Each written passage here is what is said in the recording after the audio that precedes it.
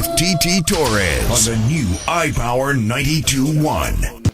Yeah, because people are really, really excited. You know what I'm saying? About being there.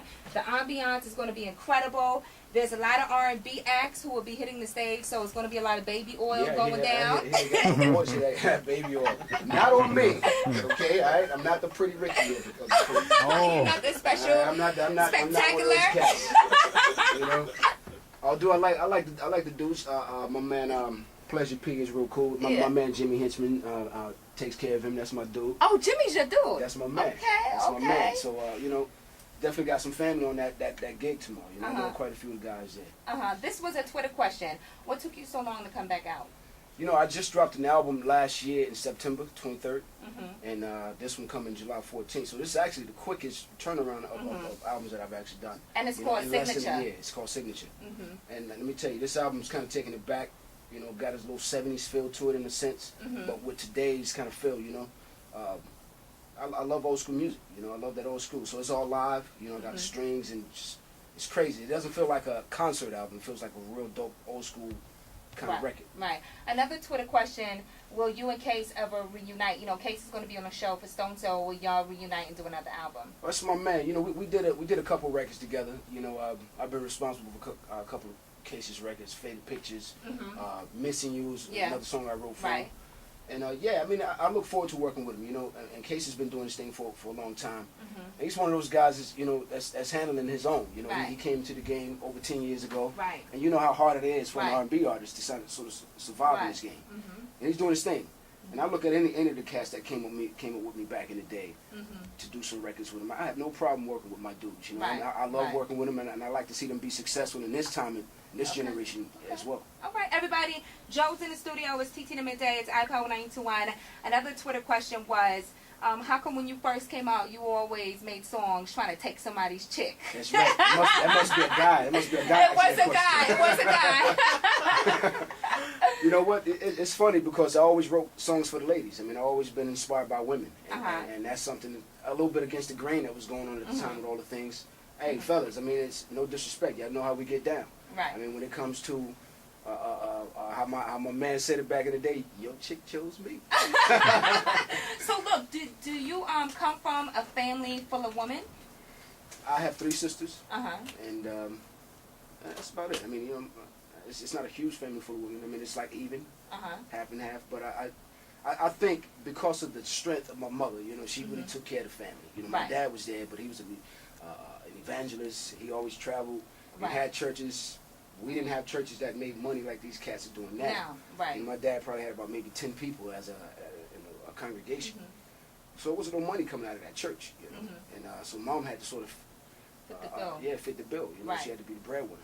So she's, you know, doing her seamstress thing, you know, even hooking up our clothes, you know, things like that. So mom took care of home.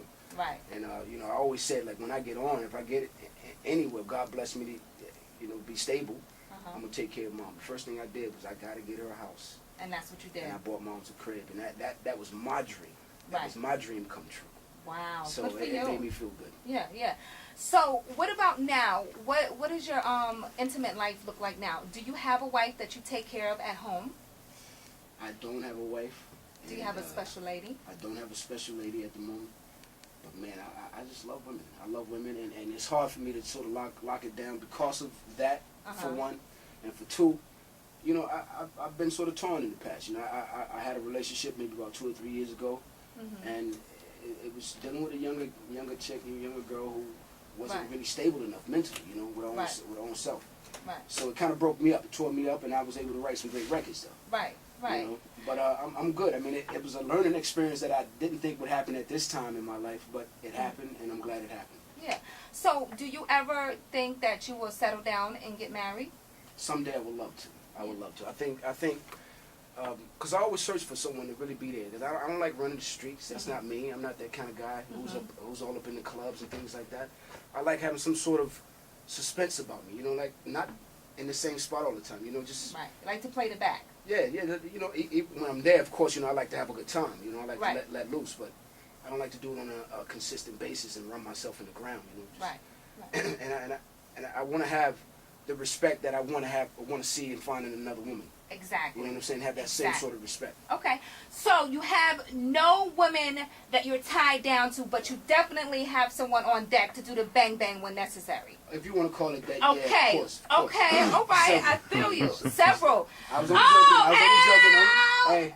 Don't let me put myself out there like that. I'm not running the streets like that. I do have a couple friends, and you know, I mean, but you need somebody to keep the sanity there. Okay. You know?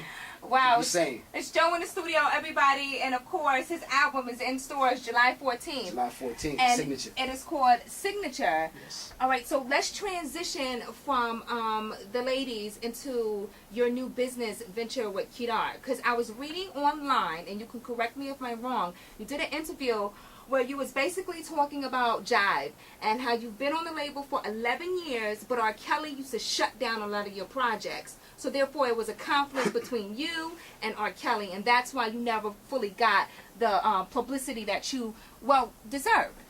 Well, part of that is true. The reason for me leaving the label, it was just my choice, my decision. And I felt it was just that time. I didn't find out about the R. Kelly situation until after I left the label. Found out from another PD. Wow. You know, who I'm pretty close with. Starts with an E? No. Not that one? Okay. And you know, and to find out that this guy was calling stations, you know, he had his relationships built up over the years to say, hey, play this guy, I'm not going to come support your station. And he was a big fish. He was a huge fish. I mean, when he says and talks and makes moves, people want to find it and follow that. Because he can sell tickets, pretty much. He can sell tickets, exactly. And so with all that being said, I felt that I had to sort of kind of defend myself in a way and let everybody know that, okay, this is what this kind of guy is, and this is what has been going on. There's a lot of people tell me all the time, what's happening with your career? You should be bigger and further on in your career, you know, than you are. And I didn't realize this was going on, but I'm glad I found out, because it lit a fuse underneath me. And made you want to fight harder. And made me want to go even stronger, because if I could do good still with someone hating on me for all those years, imagine what I'll do now with the demises that has been put in place with other individuals. So during that time, what type of relationship that you and R. Kelly had with each other? Was he the type to say, yo, what's up, Joe? It's my dude right here. And then behind your back, he's like, don't play his record. I'm not coming to the show. Well, we were never, you know, had a real relationship in the first place. I mean, I never had a conversation, a serious conversation with him about anything. You know, the only time we met was a couple times at his shows or my concerts. Or, I mean, it wasn't no real bond that was established. And when we did talk, it was pretty much about music. You know, I did More, which is a record he had previously done before, which was a hokey dope from the label, which I didn't know he had did the record. They knew, I didn't know. And I ended up recording the record. It came out good. We put it out, did a video, and the whole nine.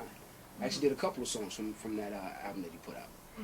So I felt like once I found out, that kind of set me back a little bit, because my whole status and for me being who I am, it's all self-contained.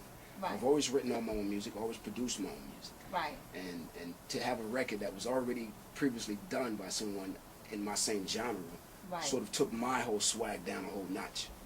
And but I have no problems towards R. Kelly. I still at this point wish him the best with everything he's going through. And I want to see my brothers and sisters succeed in anything. I wish that he would change some of his ways, you know. Well, we know. Obviously, for some of those things that he does, but that's him. That's his personal life. He'll deal with that with God. And we know what those are. Exactly. Karma will come back to him. Right. I shouldn't even be commenting on it, because it's really none of my business. I understand. But, of course, if you affected, if you're around this music industry, I'm being asked questions about it all the time. So I do feel that I need to comment if I'm being asked a question on it. But, there's no animosity towards him. I would still work with him. I think he's still a brilliant songwriter, producer. And that goes without saying. I mean, he's proven that. Okay.